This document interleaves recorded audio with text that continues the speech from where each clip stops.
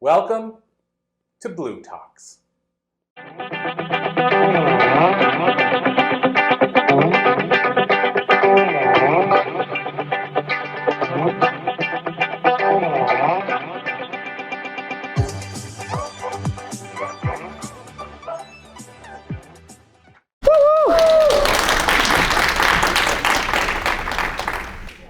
The highest paid person of the 21st century will be the storytellers, regardless of occupation. That means no matter what kind of job you're in, what kind of business you own, you have to learn to tell stories. And interesting stories with a beginning, a middle, and an end. Storytelling has been part of humanity forever. But we kind of got lost for a little while. This quote, "The highest paid person of the 21st century will be the storytellers," was written by Rolf Jensen in 1996. The same year that the Microsoft guy, Microsoft. Bill Gates, thank you, I just went back. The same year that Bill Gates declared, "Content is king."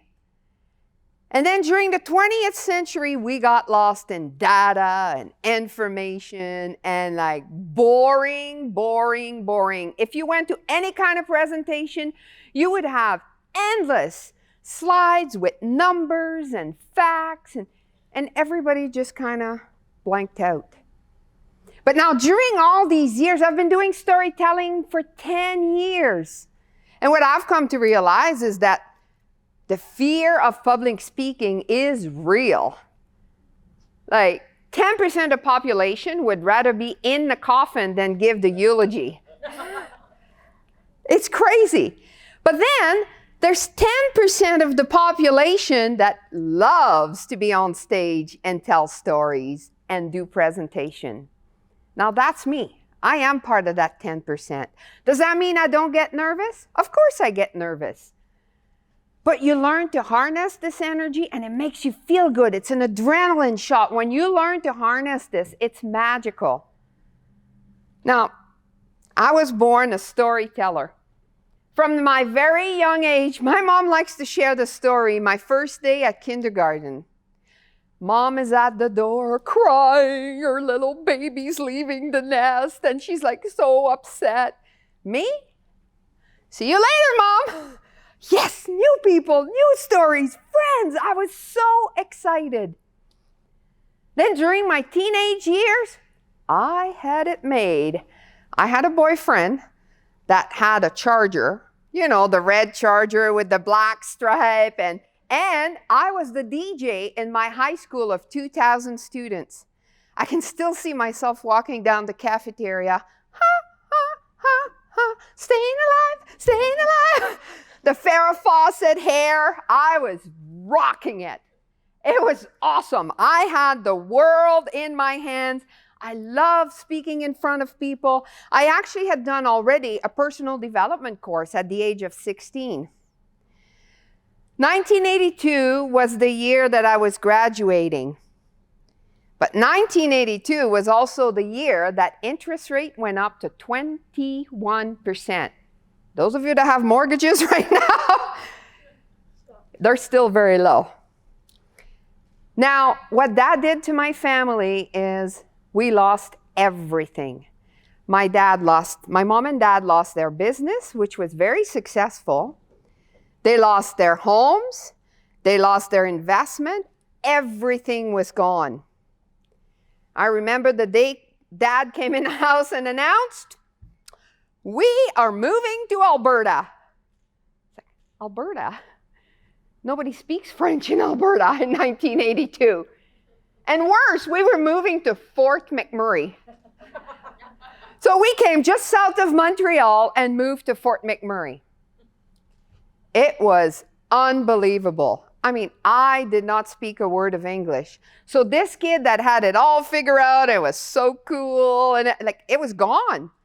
All of a sudden, I couldn't even ask, where's the washroom? Like, I could not communicate with people.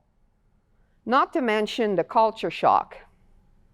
I remember my first walk downtown Fort McMurray, and I've come face to face with this grown-up man dressed up as a cowboy.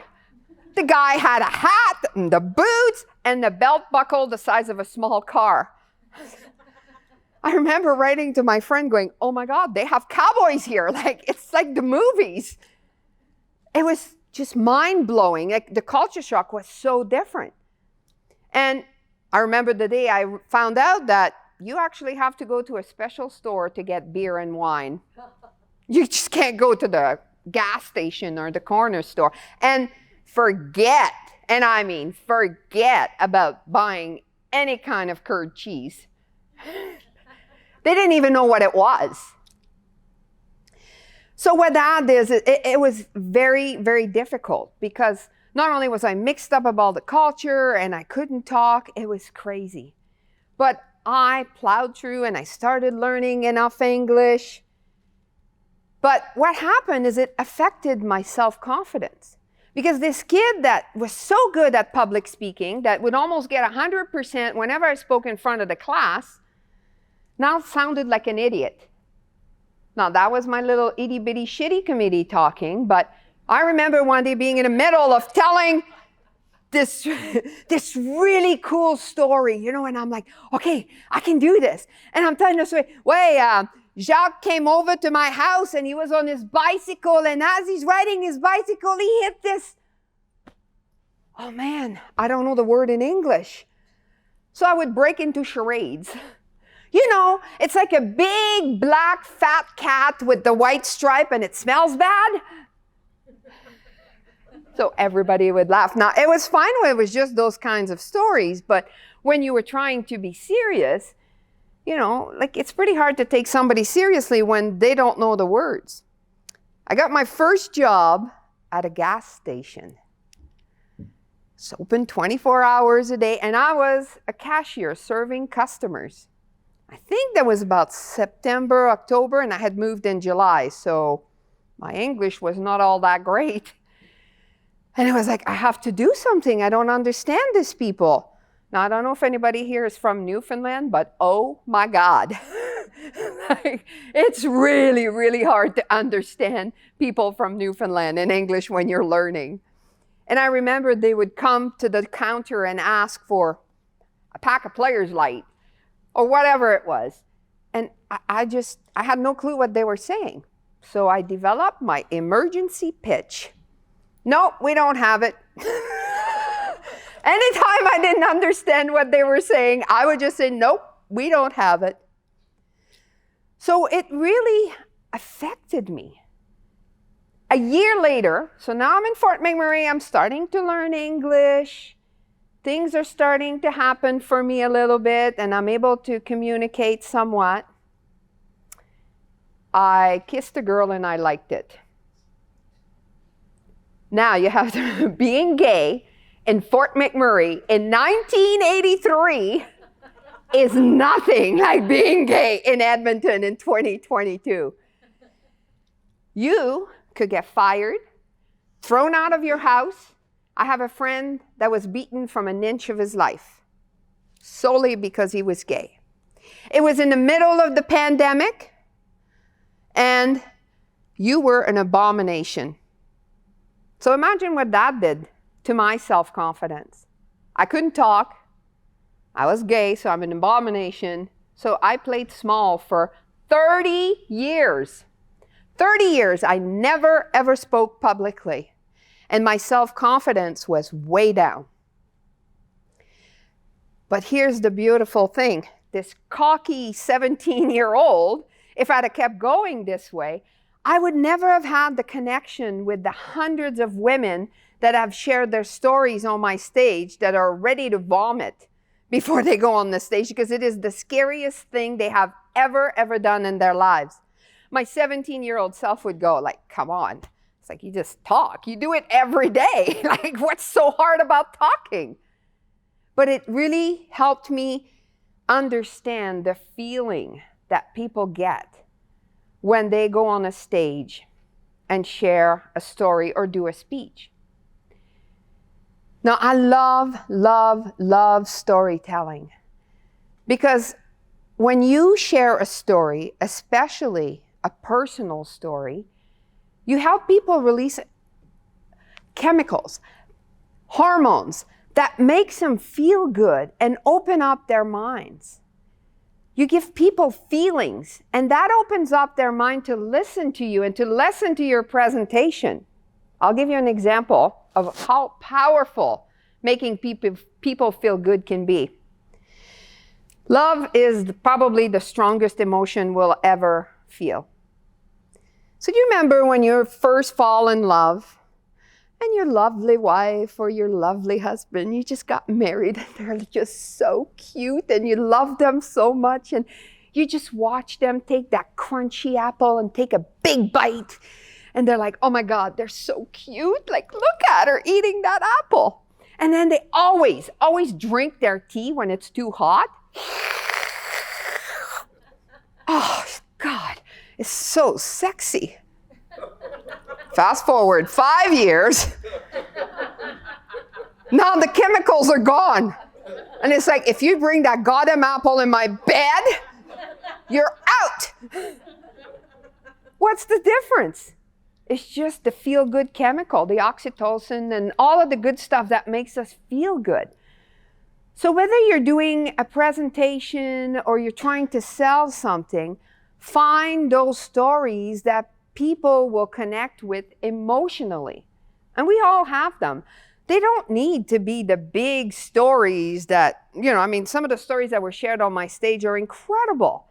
Like, one was her dad murdered her mom, broke everybody in her face, and strangled her when she was 17 years old. Now, that's a huge story. It's extremely impactful, but here's the little caveat. Not many of us have gone through something like that. So although you can feel it, you just can't really connect to that. But the everyday story of your wife eating an apple in bed gets on your nerves. Everybody can relate to that and you all started giggling because you know exactly what I'm talking about. So those little stories can be just as powerful. So when you're going to share your stories, you want to put it in a speech because it opens people's minds. And also, when you want to share a difficult story or a concept that maybe is difficult or people may not agree with, why don't you share a story? Now, we've gone through a really rough time with COVID. And everybody was like, I am pro-vaccine, I am against vaccine, and you're an idiot if you don't think like me. And all along I told people, I'm vaccinated, triple vaccinated, so obviously I was for it. But when people got nasty on my side of the belief that if you're not vaccinated, you're an idiot, I always said, do you know why? What's their story? Why do they feel that strongly? These people were outcasts and it was really hard for them. So what is it? What is their stories that made them think this way?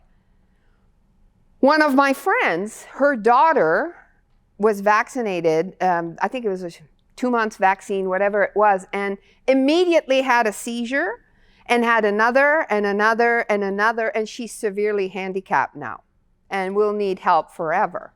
Now, I don't know if it was the vaccine's fault or not, but her mom was traumatized by that.